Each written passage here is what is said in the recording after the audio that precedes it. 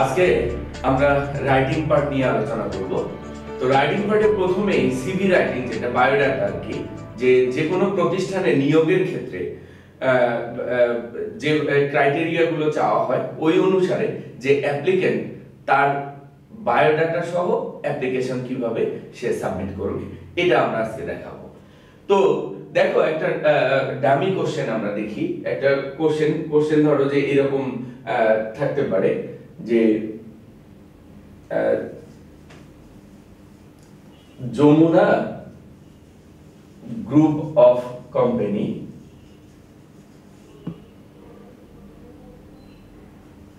is going to appoint a marketing manager. He who wants to apply for the post can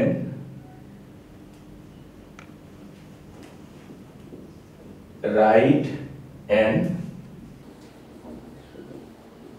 application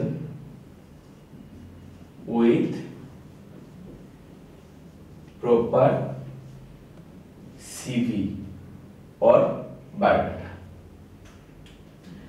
এখন আমরা এই যে প্রশ্ন, Jamuna group of company is going to appoint a marketing manager, he who wants to apply for the post can write an application with proper CV to the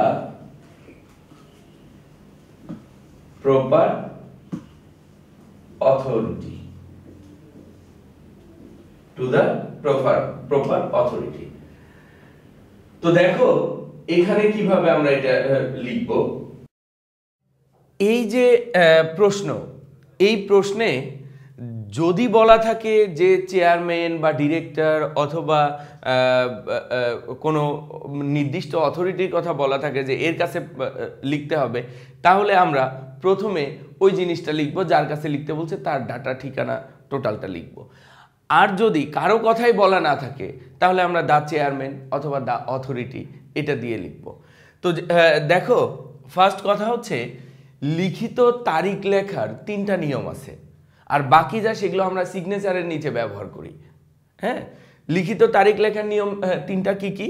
যেমন তুমি first দিতে পারো, ধরো এভাবে যে এপ্রিল 12, 2016।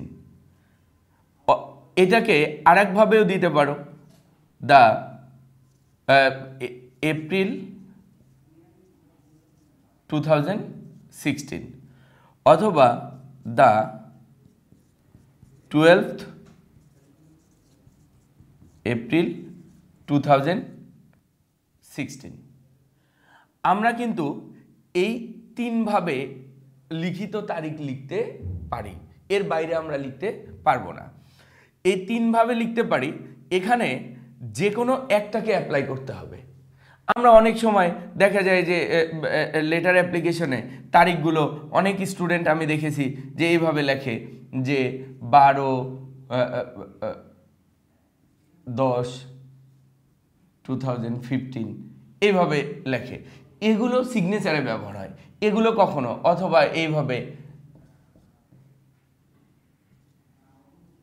এইভাবে লেখে, এগুলো কখনোই কি লিখিত তারিখ লেখার ক্ষেত্রে ব্যবহার করা যায় না।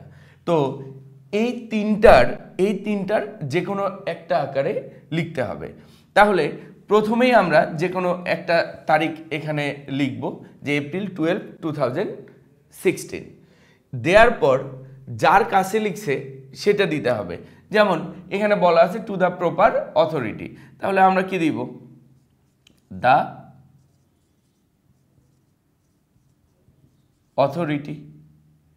এরপর ওই প্রতিষ্ঠানের কি নাম, ঠিকানা। যেহেতু ঠিকানা দেয়া নেই, আমরা নর্মালি একটা নিজে একটা কাল্পনিক একটা ঠিকানা দিয়ে দিব, যেন ঠিকানাটা দেখে মনে হয় যে প্রপার এটা একটা ঠিকানা। মনে রাখবে তোমাদের কিন্তু হুবহু যে একদম সত্যিকারের লিখতে হবে তা না, তোমাদেরকে একটা মানে মডেল যে সিভি রাইটিং অ্যাপ্লিকেশন সহ এটা দেখাতে হবে যে হ্যাঁ তুমি তোমার নিজের জন্য যদি কখনো অ্যাপ্লাই করতে যাও যেন তুমি কি সঠিকভাবে লিখতে পারো। তার কারণ তুমি তো এখনো অনার্স মাস্টার্স বা বিবিএ এমবিএ এগুলো কিছুই কমপ্লিট করোনি, তো তোমাকে ওই আদলে লিখতে হবে, ডিগ্রিগুলো ওই অনুপাতে তোমাকে লিখতে হবে। যেমন the authority, Jamuna group of company, তারপরে এমনি একটা ঠিকানা ইউজ করবে যে 23, আমরা প্রথমে প্রতিষ্ঠানের নাম লিখলাম যমুনা গ্রুপ অফ কোম্পানি, তারপর একটা ঠিকানা যে 23/1 কমার্শিয়াল এরিয়া, মতিঝিল, ঢাকা। এটা জাস্ট ঠিকানাটাকে পরিপূর্ণ করার জন্য, এটা অ্যাড্রেসটাকে পরিপূর্ণ করার জন্য আমরা একটা এনে দিব। এই ঠিকানা অন্য যে কোনো একটা পরিপূর্ণ ঠিকানার মতো করে দিলেই হয়ে যাবে। এরপর কি করতে হবে, এখানে সাবজেক্ট। আমরা কি কি জানলাম এখানে, এই প্রশ্ন থেকে দুইটা জিনিস সবসময় মনে রাখতে হবে, প্রতিষ্ঠানের নাম আর কোন পদে নিয়োগ হবে, মার্কেটিং ম্যানেজার আর হচ্ছে যমুনা গ্রুপ অফ কোম্পানি। তো আমরা এটা মুছে ফেলি। দেখো তোমার এই যে আমরা কি লিখলাম যে প্রথমেই তারিখ, তারপরে যার কাছে লিখব তার যে দা চেয়ারম্যান, বা এর পরের অবস্থানে আসবে হচ্ছে সাবজেক্ট। আমরা সাবজেক্ট দিয়ে অবশ্যই সাবজেক্টটা হবে ফ্রেজ আকারে।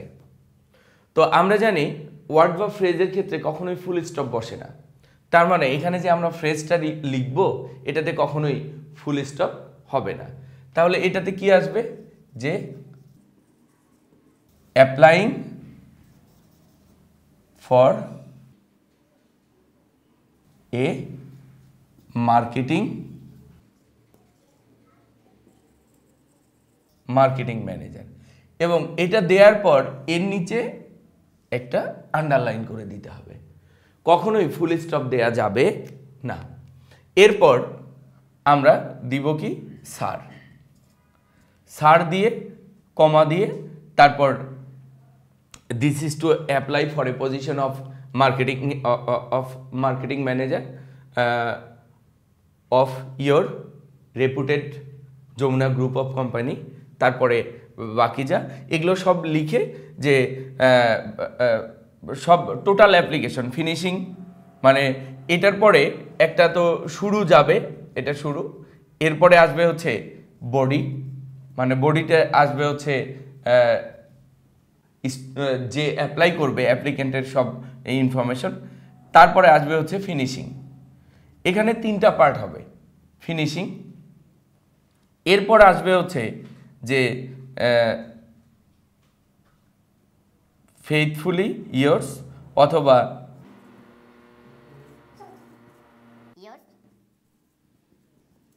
ইয়ার্স ফেইথফুলি দিয়ে কমা দিয়ে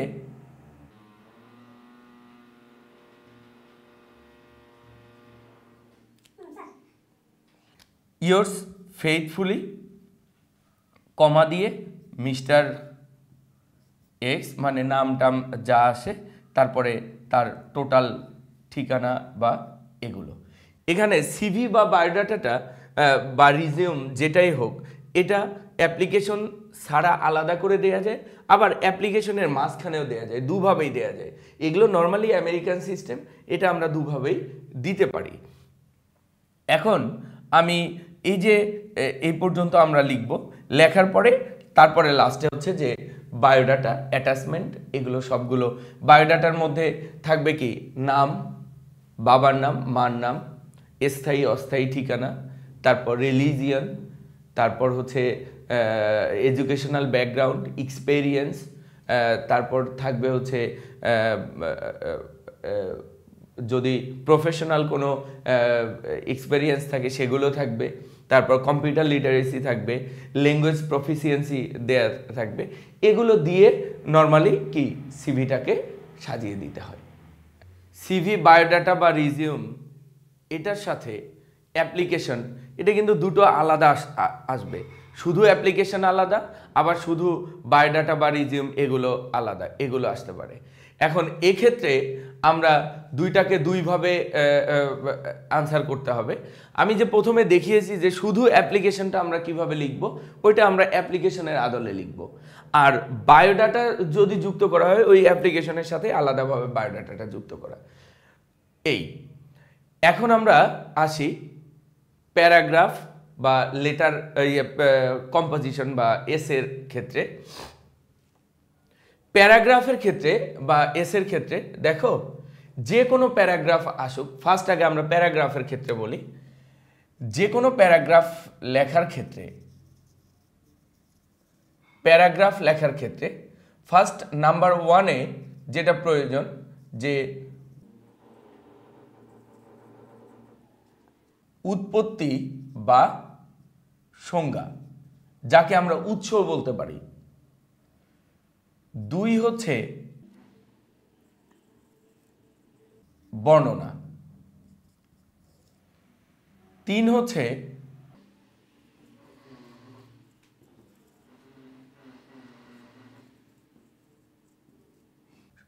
হচ্ছে সুবিধা বা ব্যবহার। চার অসুবিধা বা বাধা। আর পাঁচ হচ্ছে সমাধান। পাঁচ হচ্ছে সমাধান। এখন এই যে প্যারাগ্রাফ, এই পাঁচ ধরনের, এই যে প্যারাগ্রাফ, এই প্যারাগ্রাফে এই পাঁচ ধরনের ইনফরমেশন দিয়ে আমাদের একটা প্যারাগ্রাফ সাজাতে হবে। মনে রাখতে হবে প্যারাগ্রাফ অবশ্যই একটা প্যারায় হবে, মানে শুরু করবে এক প্যারায়, কি শেষ করতে হবে। এখন প্রথমেই যে কোনো প্যারাগ্রাফ আসুক তার আগে উৎপত্তি বা উৎস বা সংজ্ঞা লিখতে হবে, এরপরে তার বর্ণনা, তারপরে সুবিধা অসুবিধা, সুবিধা বা ব্যবহার, এরপরে অসুবিধা বা বাধা, এরপরে হচ্ছে কি সমাধান। হ্যাঁ, তো সেক্ষেত্রে আমরা একটা যে কোনো একটা প্যারাগ্রাফকে মডেল হিসেবে ধরতে পারি। ধরো যে তোমাদের আসলো হরতাল, ফার্স্ট তোমাকে ওই হরতালের উৎপত্তি বা সংজ্ঞা দিবে, এরপরে হচ্ছে বর্ণনা। মনে রাখতে হবে বর্ণনার মধ্যে অবশ্যই যেন ইনফরমেশন যুক্ত থাকে, ইনফরমেশন আনতেই হবে। এখন তোমার মনে হতে পারে যে আমি ইনফরমেশনগুলো, সঠিক ইনফরমেশন কিভাবে আনবো। দেখো, তোমাকে কিন্তু প্যারাগ্রাফ বা এসে লিখতে বলে না যে you must be written on truth. তো প্যারাগ্রাফে এই যে হরতালের প্রথমে আগে উৎপত্তি বা সংজ্ঞা দিব, তারপরে বর্ণনা দিব। বর্ণনার মধ্যে অবশ্যই কি ইনফরমেশন আনতে হবে। এখন ইনফরমেশন তোমার মনে হতে পারে যে এখানে সত্য ইনফরমেশন দিতে হবে, আসলে এটা টোটালি ভুল ধারণা। তোমাকে একটা মডেল প্যারাগ্রাফ লিখতে হবে যে এই প্যারাগ্রাফ আসলে তুমি কিভাবে লেখো, বা যে কোনো একটা প্যারাগ্রাফ বা যে কোনো একটা টপিক যদি দেয়া হয় তাহলে তুমি সেটাকে কত সুন্দরভাবে উপস্থাপন করতে পারো। মূলত এখানে দেখবে তারা প্রেজেন্টেশন তোমার। এখন যে কোনো তথ্য দাও, অবশ্যই তার তথ্যসূত্র একটা দিয়ে দিবে। মানে তথ্যসূত্রগুলো কীরকম করে হয়, তোমরা পত্রিকায় দেখো যে কিভাবে একজন সাংবাদিক কিভাবে তথ্যকে উপস্থাপন করে, সেইভাবে উপস্থাপন করবে। সেক্ষেত্রে তথ্য সত্য হোক আর মিথ্যা হোক, যাই হোক। আচ্ছা, আমি তোমাদেরকে দেখিয়ে দেই কিভাবে তোমরা এসে বা প্যারাগ্রাফগুলোতে ইনফরমেশন দিয়ে বেশি বেশি মার্কস পাবে। প্যারাগ্রাফ আর এসের পার্থক্য হচ্ছে প্যারাগ্রাফ এক প্যারায় লিখতে হবে 150 থেকে 200 ওয়ার্ড, আর এসে 200 থেকে 250 বা 300 ওয়ার্ড লিখবে, কিন্তু সেগুলো ছোট ছোট অনেকগুলো প্যারার মধ্য দিয়ে। এখানেও ইনফরমেশন দিবে, প্যারাগ্রাফেও ইনফরমেশন থাকবে, আবার এসেতেও ইনফরমেশন আসবে, কিন্তু ইনফরমেশনগুলো ওইভাবে প্যারা প্যারা করে। এখন উৎপত্তি বা সংজ্ঞা, দেখো যদি হরতাল আসে আমাকে বললে আমি প্যারাগ্রাফ কিভাবে লিখব, ফার্স্ট দিব আগে তার উৎপত্তি বা সংজ্ঞা। যেমন ধরো হরতাল একটি গুজরাটি শব্দ। প্রথম মহাত্মা গান্ধী হরতাল ডাকে ইন্ডিয়ার গুজরাটে ইংলিশ সরকারের বিরুদ্ধে। তো এটা ইংলিশে কনভার্ট করো। Hartal is a Gujarati word. At first Mahatma Gandhi called hartal against English government in India at Gujarat. Then তুমি বর্ণনার ক্ষেত্রে দিয়ে দাও, it is a dangerous thing for our life, we can not lead a peaceful and normal life for this problem, every day we see this news but nobody takes proper steps to remove the problem. In a hartal day, এই যে দেখো information এখানে আসছে, in a hartal day about $300 million is lost. Reference by the Daily Ittefaq 2015. তুমি দিয়ে দিলা যে 2015 সালের ইত্তেফাক পত্রিকায় এসে যে একদিন হরতাল হলে প্রায় $300 মিলিয়ন লস হয়, ক্ষতি হয়। এই যে ইনফরমেশন প্লাস তার যে তুমি রেফারেন্স দিয়েছো ইত্তেফাক পত্রিকা বা এগুলো, এই এগুলোই হচ্ছে তোমার কি প্যারাগ্রাফটাকে সমৃদ্ধ করবে এবং মার্কস বেশি আনবে। এই যে রিলেভেন্ট যুক্তি দিয়ে যে আমরা প্যারাগ্রাফ বা এসেগুলো লিখব, এই যুক্তিগুলোই তোমাকে কি মার্কস বেশি করে নিয়ে আসবে। মানে তুমি যখন লিখবে তোমার প্যারাগ্রাফ সমৃদ্ধ হবে, ওয়ার্ড বাড়াতে সুবিধা হবে এবং তোমার কি ভালো মার্কস আসবে। আরও ধরো এখানে আরও ইনফরমেশন, অনেক ইনফরমেশন দেওয়া যায়, অনেক ইনফরমেশন। এই ইনফরমেশনগুলো কীরকম, আরও যেমন ধরো হরতালে তো মানুষ ইনজুর্ড হয়, এমনকি মারাও যায়। তুমি এভাবে দিয়ে দাও যে about 1000 people were died because of hartal from 2005 to 2010, 2005 to 2010 অথবা 2010 to 2015 অ্যাবাউট কি 1000 people were died because of hartal from 2010 to 2015। Reference দিয়ে দিবা, reference by the daily Ittefaq two January 2016 দিয়ে দিলা। আরও যে ওখানেই দিয়ে দিতা এক লাইনেই যে about 1000 people are died, 5000 people are injured,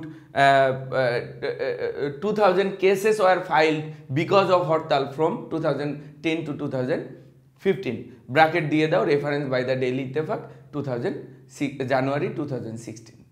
এইভাবে এই যে দিয়ে তথ্যর পর তথ্য তুমি একের পর এক দিয়ে যাও। দিয়ে দিলা in a hartal day transport vehicles cannot go one place to another place, workers cannot go their workplace, as a result ওই যে $300 million is lost in a hartal day. আমি যেগুলো বললাম, আমরা এগুলো ইনফরমেশন যেভাবেই লিখি লাস্টে গিয়ে কি সমাধান দিয়ে দিব যে শুধু সরকারি এটার পদক্ষেপ নিলে হবে না, আমাদেরকেও কি এগিয়ে আসতে হবে এই প্রবলেমটা সলভ করার জন্য। তো এগুলো বাংলায় আগে মাথায় নিয়ে এসে, যেহেতু আমরা মানে বাংলাদেশি মানুষ, বাংলায় কথা বলি, ইংলিশে ওটাকে কনভার্ট করতে হলে প্রথমে আগে বাংলায় কথাটাকে মাথায় আনতে হবে, দেন আমরা ইংলিশে কনভার্ট করে ওইটা সুন্দরভাবে কি উপস্থাপন করব। তাহলে প্যারাগ্রাফ বা এসে অনেক ভালো মার্কস আসবে।